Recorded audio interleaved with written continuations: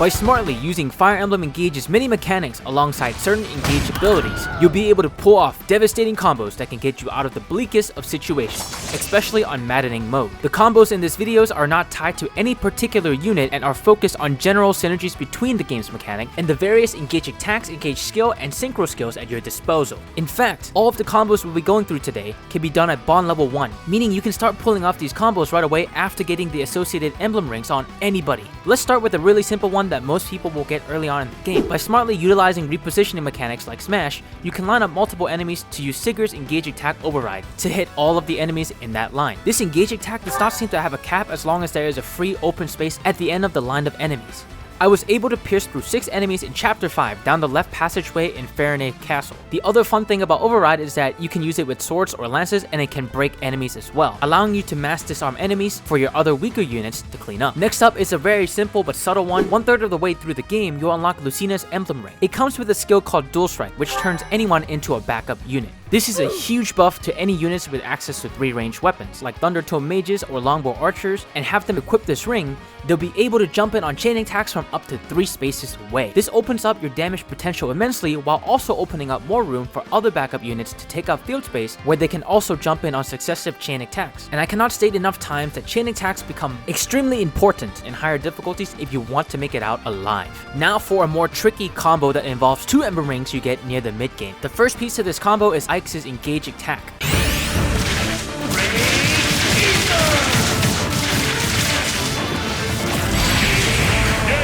When used, the unit is unable to counterattack for a turn, but gets +5 defense and resistance, and at the start of your next turn, the unit will deal damage up to 2 spaces away and restore HP from 30% of the damage dealt to every single unit. And this attack can hit up to 12 units if you position correctly. While this does not seem too bad, in Maddening mode at times it can be difficult to keep the unit using Great Aether alive, which is where the second part of this combo comes in. Linz's Emblem Ring will allow you to create up to 4 illusory doubles as long as there are open tiles next to the unit performing this skill. These clones are very useful. They can be used as a wall, and when an enemy fights them, there's a chance that they might avoid the attack entirely and retaliate.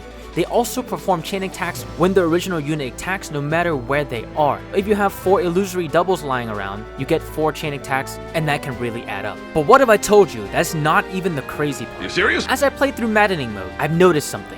Illusory doubles seem to have an increased rate of aggro compared to every other unit in the game. For example, in this clip, I unequip my healer's only weapon, then move it in range of an enemy. Not only that, but I also move a sword unit, which is weak to the lance enemy, into a space where they can reach. In older Fire Emblem games, the enemy AI will focus on units without any weapons equipped than the units that they're strong against. To finish off this test, I put an illusory double also in range of attack, and guess what? Instead of going for Jean, my weaponless unit, or even Diamant, the enemy goes for the illusory double. And that little piece of information is insane. Now we can utilize them to manipulate enemy AI directly. By placing them in strategic locations near a Great Aether, for example, you can bait enemies into a perfect formation to be hit by the Great Aether while keeping the user of that Engage attack alive. This is extremely powerful in tougher encounters on Maddening difficulties. In fact, I have a clip to share with you all that are some slight spoilers, so skip to the timestamp on screen or skip to the next chapter because it will play in 3, 2, 1.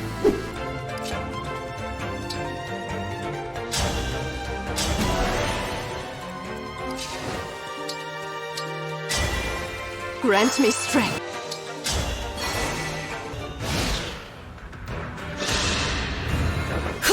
Not good!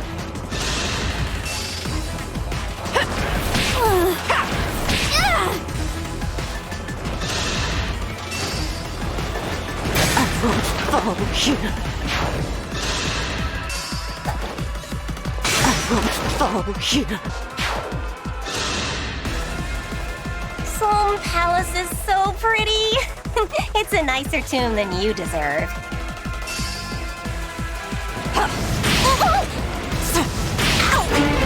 Nope.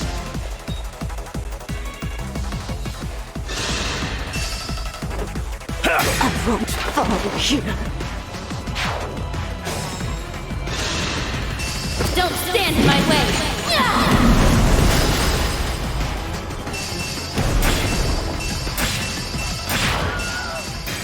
If you possess the Expansion Pass DLC, you can replace the illusory double with the Unga Bunga Great Aether setup by using Tiki's Engage skill, Divine Blessing, granting the user 1 extra health bar that the enemy has to fight through. Ike's Emblem Ring will buff you as your HP gets lower, making it harder and harder to kill that unit, and once they do, you'll come back again at full health and they have to do it all over again. And speaking of DLC, there's a very powerful Easter egg that can be utilized by activating the House's Unite Engage attack from the Three Lords' DLC Emblem Ring next to any unit equipped with Byleth's ring. By doing so, the Engage attack is augmented with an additional ability to act again after using the attack. This is wildly powerful. If there are any other fun combos you'd like to share, let us know in the comments below. And if you found this video helpful, hit that like button and consider subscribing for more Fire Emblem Engage content. Thanks! Outside of the Emblem Rings, some S-Rank Bond Rings possess skills as well. To learn about all of the available skills from S-Rank Bond Rings, check out this video on screen right now. My name is Varsona, and I'll see you in the next video.